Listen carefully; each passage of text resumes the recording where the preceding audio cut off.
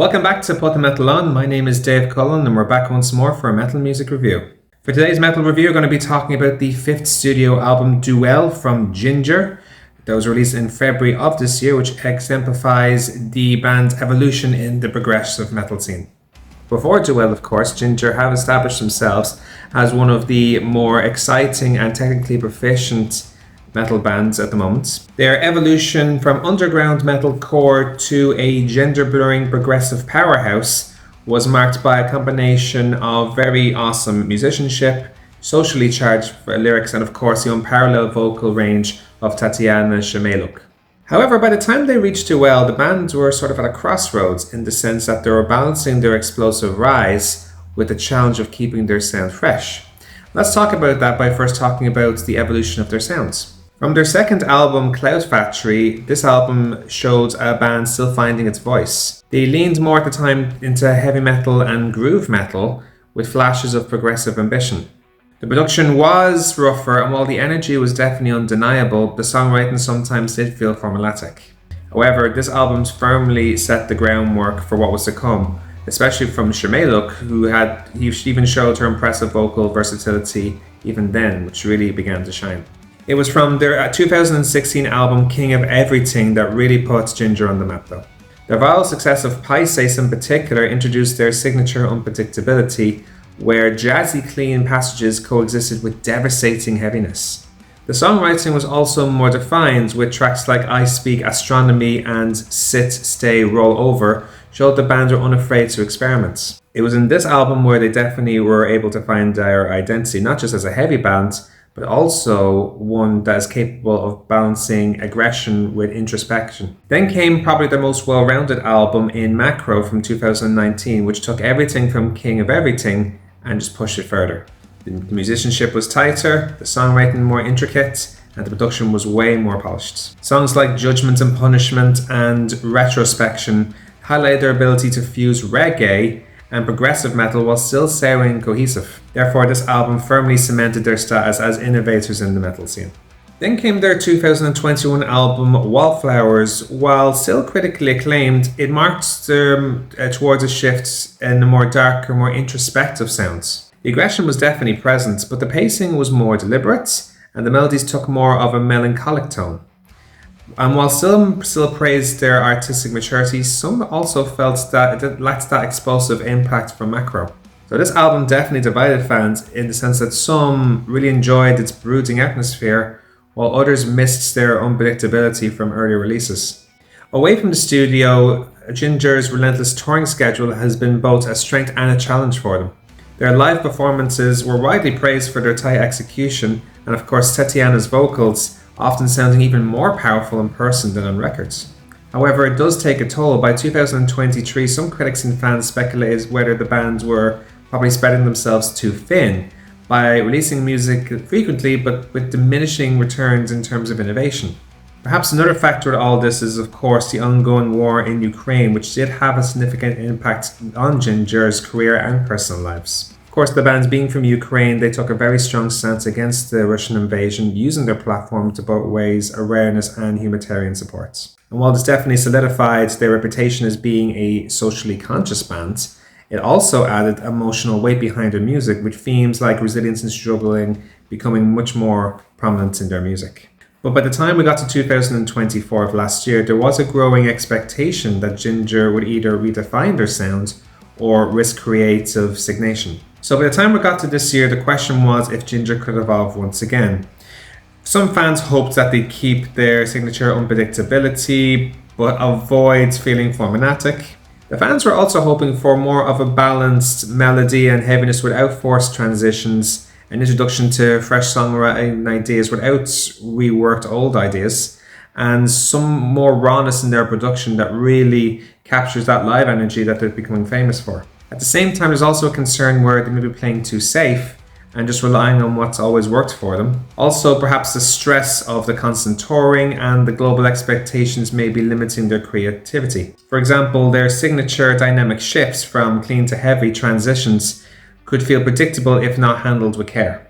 So obviously going into Duél, Jinjer are obviously an established force in metal, but one facing a challenge of staying innovative. They've already proven their technical mastery long ago, their ability to cross genres, and their resilience in the face of both personal and political struggles. However, with each album that comes out for them now, their expectations grow much higher. Would Duél be more of a macro level re-innovation, or would it fall into the comfortable patterns of Wallflowers? Jinjer are the type of bands that definitely have the tools to create something groundbreaking. But the real test is whether they would take bold risks or simply redefine an existing formula. So with that being said, let's find out by first talking about the overall composition and cohesion. So Duél offers more of a fluid journey with some strong thematic and musical trends connecting tracks.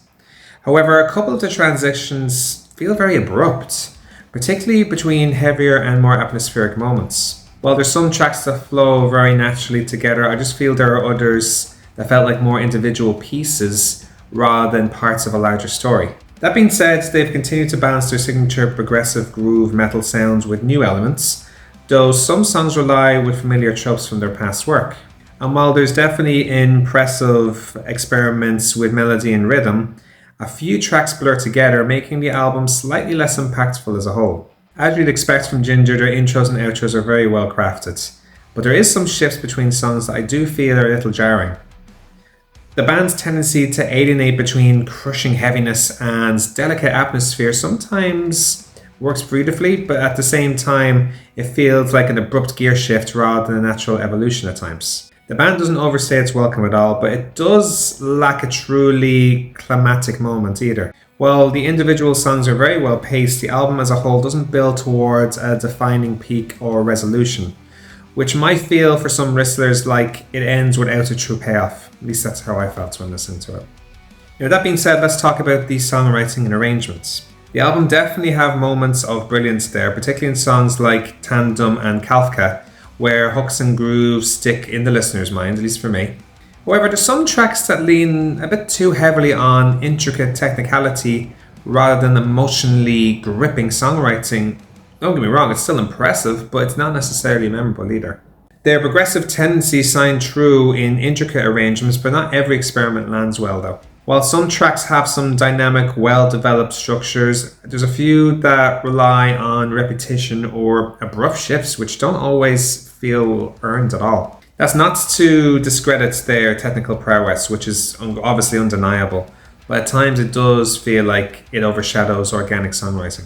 Of course, the album feels very intense and very passionate, but not all the songs hit as hard emotionally as they could, I feel.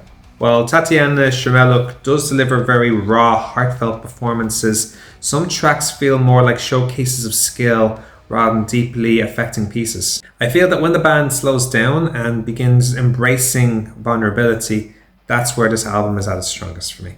Their lyrics obviously remain very poetic and thought-provoking, dealing with themes such as social issues and inner conflict, but there's some lines that feel slightly less inspired compared to their past work, occasionally leaning into familiar imagery rather than really breaking new grounds. But that said, the themes still resonate very well, especially when matched with the right musical intensity, so I can't complain too much. Now let's talk about the performance and musicianship. As expected, their musicianship is top tier. The band delivers incredibly tight performances with flawless executions across all their instruments. That being said, this precision sometimes comes at the expense of spontaneity. Some sections feel over-calculated rather than feeling naturally flowing. Continue to balance technical proficiency with groove, but there is some moments where it does lean too much into maybe mechanical complexity as well. It seems like it's almost too complex for its own goods. And while that's very impressive, there's times when it feels like the band are trying to prove their skills too much rather than really letting the music take a breath, essentially. Tatiana Shmayluk, she's actually one of my favorite vocalists. She remains one of the most versatile vocalists in all of metal. Her harsh vocals are ferocious and her cleans are hauntingly very beautiful. That being said, I feel her clean to harsh transitions occasionally feel forced rather than very natural, but some melodies could have been stronger if I'm being super picky. Nevertheless, her performance, as always, is a highlight for this album. The drums and bass are very locked in, providing a very powerful backbone. However, I do feel the mix sometimes buries the bass under the layers of guitars, which is a shame given Eugene Abdukhandov's skill as a bassist. And while audible, his bass work definitely adds depth, which could have been more pronounced throughout, which again, I can't criticize that enough.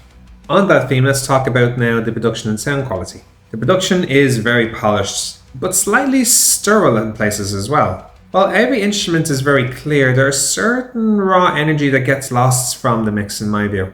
I just feel some of the tracks could have had a rougher, more organic sounds to match that intensity. The guitar tone is very punchy, very crunchy, but at times the layering feels a little too dense, making the individual riffs feel less distinguishable. And while the bass is audible, it has a very great growl, as I mentioned. As I said, it's not as present as it should have been. The drum sound is very powerful, very crisp, but I also feel it leans too much on modern processing. It feels a little robotic to me at times. I feel like I say this about a lot of albums. Just make it more organic. So this is no difference. More dynamic, natural drum mix gives it extra life, and I feel this is the case for this record too. The vocals sit very well in the mix, but there are moments where it could have been given more space to breathe as well. Some of Tatiana's best moments get slightly overshadowed by the dense instrumentals as well. As for the effects, the atmospheric elements such as the Simpson reverb are tastefully used, adding texture without becoming too overwhelming. But gracefully, the band also use restraint here with the effects as well. They use it to enhance rather than dominate, which for me is a really positive sign that they have faith in their instruments, and rightly so. Now let's talk about the creativity and originality of the record.